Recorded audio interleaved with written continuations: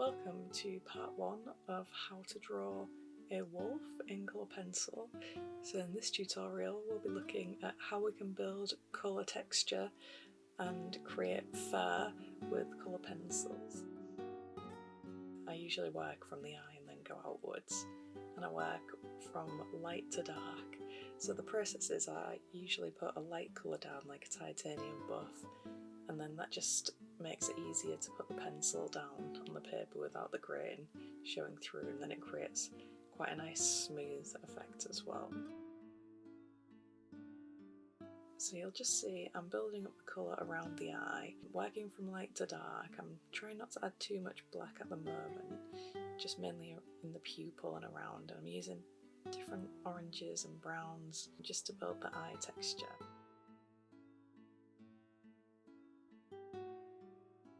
See here I'm putting the titanium buff base layer down just in preparation for the colour layers, and then just using my putty rubber to get rid of the excess around the edges. Creating a portrait with colour pencils is probably one of the most time consuming forms of creating art. It's so many layers from light to dark, and it's a real process, but you'll see here in the time-lapse video just how those colour layers are built up on each other and how they eventually come together into creating a realistic portrait. So the types of pencil that I'm using is a mixture of Caran d'Ache luminance pencils and Faber-Castell polychromas. So the thing I like about the Caran d'Ache pencils is they have quite a lot of pastel colours that the Faber-Castell don't. And that works quite well in wildlife portraits because most natural colours are quite muted and brown and earth tones and pastel colours, and that's what quite a lot of the Caran d'Ache luminance ones have. The Faber-Castell polychromas, they're my go-to, they're the ones I always started with, so I still use quite a lot of those, but yes, I'm really feeling like the Caran d'Ache is winning at the moment, as you can see in the portrait. I'm using a majority of those really. I'm just building up texture around the eye at the moment. You'll see I kind of jump around the portrait a little bit. I did try quite hard to stick to one section and complete one section at a time, but it's just the way I create portraits. I kind of jump around, focus on a little bit at a time. There's no right or wrong way to do it. This is just my process. So it's a little bit haphazard, but I'm basically just trying to get the textures in the right place and also trying to follow the direction of the fur and get the dark areas down, and then I can build up around them.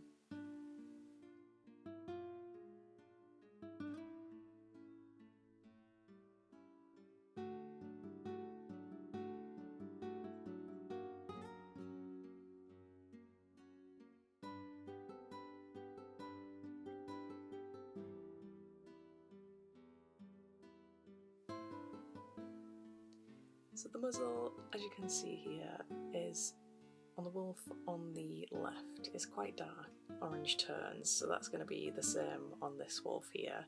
So that means there's lots of undertones of orange and burnt sienna and yellows, and then on top of that I'll be layering different dark browns and dark greys and even blacks to finish off. So it just takes a while to create these underlayers, but if you take your time and put enough layers in, then you get a real nice sense of realism and depth in your portraits.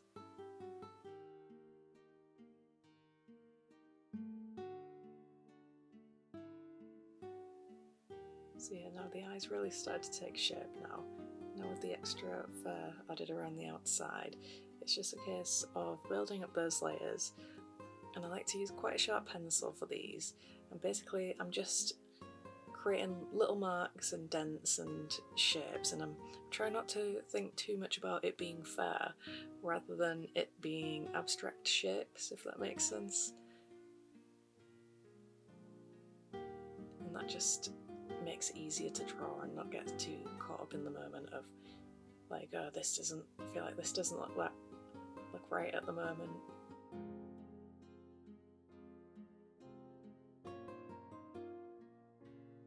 Yeah, creating art's a process, and you go through stages of those ugly stages, and for me this is the ugly stage.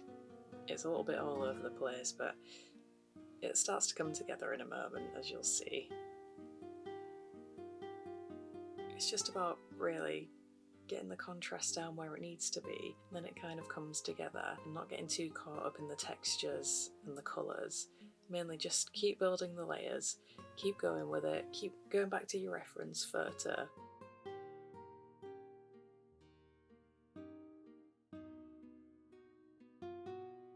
Try and enjoy the process, because all portraits get to that stage where you're like, I'm not really sure about this, it doesn't look right, but then it's good to take photos and refer back to them and then double check and think, come back to it maybe in a few days' time.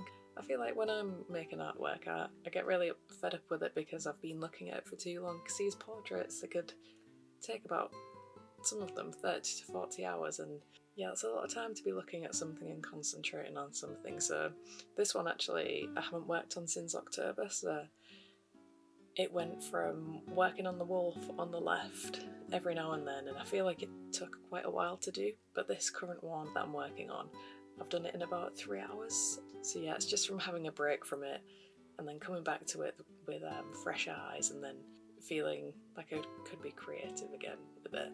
And that's not a bad thing to do. I've got quite a few portraits that are like half done.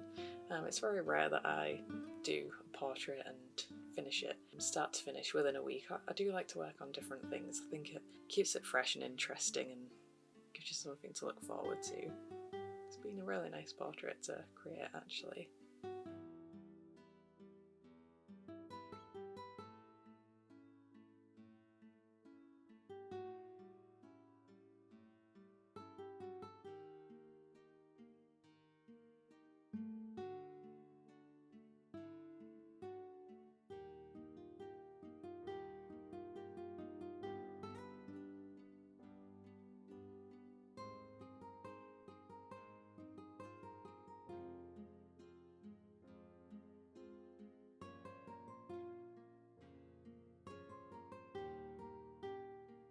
So I'm just finishing off the muzzle now.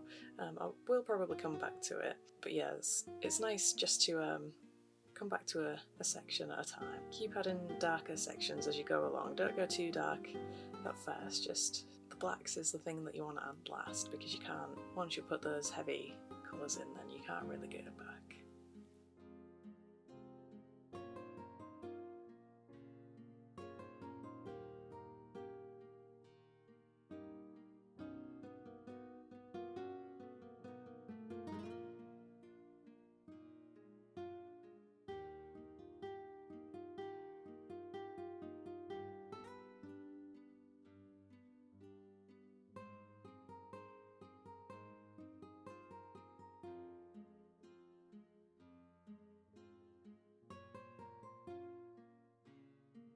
So thank you for watching, and please stay tuned for part 2, which will be coming in a couple of weeks. And please make sure to follow me on Facebook and Instagram, and Patreon is also coming soon.